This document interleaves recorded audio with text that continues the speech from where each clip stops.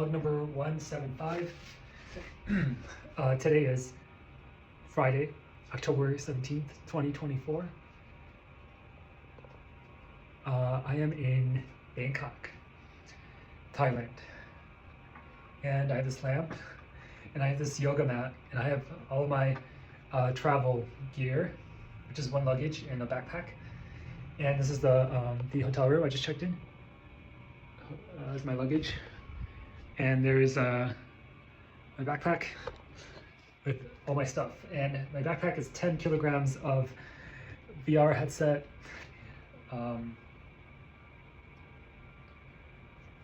portable monitor, and laptop, speaker. This thing is awesome. And so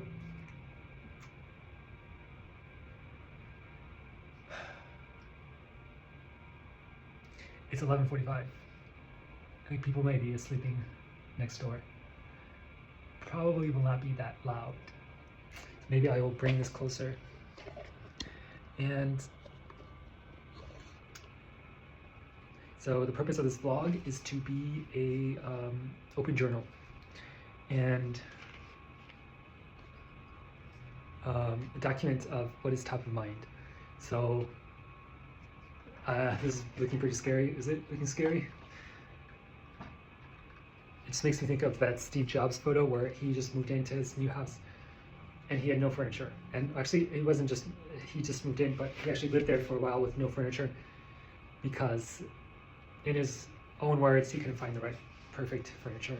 So he just had to sit on the floor with a magazine and a lamp. So I just set up my yoga mat, which is my travel essential, to essentially to meditate on the yoga mat, and also be on my laptop. Just pretty good setup. Minimalist, you just need the floor. So I left my apartment in Ho Chi Minh City today at 7 a.m. I just got here almost midnight. I got to the airport 2 hours before my flight, and then I read the gate wrong. There was another flight to Bangkok on another gate. I just glanced at it, and I'm waiting by the other gate till the board to takeoff time. And I was just really focused on had my laptop, and I was in flow state. I was just, for 2 hours, I was just in flow state. And I realized I'm at the wrong gate. There's no boarding, and it's already the departure time. And then I realized there's another gate, another flight. I run there, and already took off. So I had to catch the next flight, which was at 5, just 5 hours later. And I had to pay $50. And it was kind of bad because actually the lady didn't even tell me the gate number originally. So I just looked at the board, and then I looked at there was another one at 11:30 or something, 15 minutes later, and but it was a different airline. So I just looked at the first one I saw for around 11 o'clock Bangkok. I was okay, 27. So anyway, I was sleep deprived, and but it was fine. I was able to focus. I was able to do work in the airport, so it wasn't really that bad. But then it just took me the whole day. I just got here, landed, there was a rain, so there was a little delay, and I just got here 11 o'clock, and I just had a call with the team co-founder and a new partner. So that's my story about today. And what else is top of mind? As I was on the plane, I always love traveling. You just get so many good ideas. My creativity, all these ideas. And being in a new city, I'd get on a transit, find the bus, find the train. Then I had to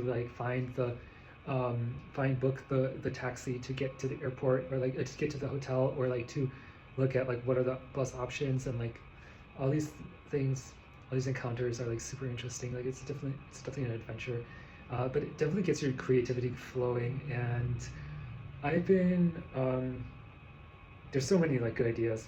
I feel like this public journal is like the place to put all of those ideas and not just like keep them in my mind. And like, yeah, video journal, YouTube is like great for that. Also like writing is really great for that. So like being able to write is like a superpower. So like being able to like write a book, like there's literally nothing stopping you from writing a book and being like talking about your life and getting all of this value out of it and sharing it to the world. Like each one of us has this amazing, amazing story inside of us, and getting out there, there's many ways to get it out there.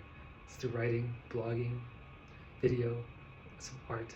So that was on my mind about how so many stories, like so many interesting perspectives, and like that's what life is really about.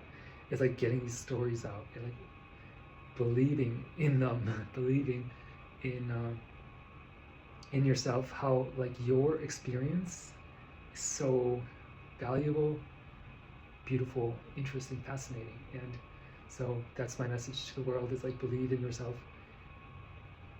Be like this incredibly supportive force for yourself. Get all that talent inside of you, all those interesting genius thoughts, get them out there. Like I think it was like Ralph Waldo Emerson is like, his famous quote is like, in the writings of geniuses we. And my I guess closing kind of thoughts, the key, most important kind of like thoughts here are that there's this very interesting thing I learned about how somatic therapy is observed to like animals in the wild to do this. They kind of like shake, appearing like to shake uncontrollably, but this is a way for them to clear their nervous system. And it is observed that animals that do this live like kind of like trauma-free compared to some humans or zoo animals that do not do this, and they have more of these issues with the nervous system. And this is like studied by this psychologist that like started the somatic therapy kind of movement. And this, I just learned about this like yesterday, and kind of really clicked with me. And it's very important to be aware of that, like of how we as humans in modern world may or may not like be free, as like, are we like the wild animals that can cure themselves even though they experience extremely traumatic experiences, getting chased by a lion or something? They still are able to function normally, clear their energy and nervous systems from these kind of like blockages of traumatic events, and they're able to function cleanly, purely, without these kinds of obstructions. And so with animals in the zoos and in humans, some humans, this may not be happening. And so my kind of thought is like, how are we able to heal ourselves from all these traumatic events that we have, and then be this kind of like pure being, unblocked, and kind of like some people call this like opening up your chakras. Like there's this beautiful scene in like the Avatar, the Airbender series. They talk about clearing your chakras, and that like to me resonated and clicked with me when I first kind of saw that many years ago. And this is like the path of the yogi or the spiritual person. They are going through these this kind of path to unblock their chakras, to be kind of energetically existing purely as an energy, as a unit. So this is something that like is the spiritual path. Could be for somebody in the Western or Eastern traditions, in various different religions. All religions essentially are these ways of clearing ourselves and being free and being pure. And they are different, but essentially they are different paths up the mountain to being this kind of free person, as a Neo in the Matrix, or a Buddha or a Jesus. So that's my vlog for today. Peace. It's 10 minutes.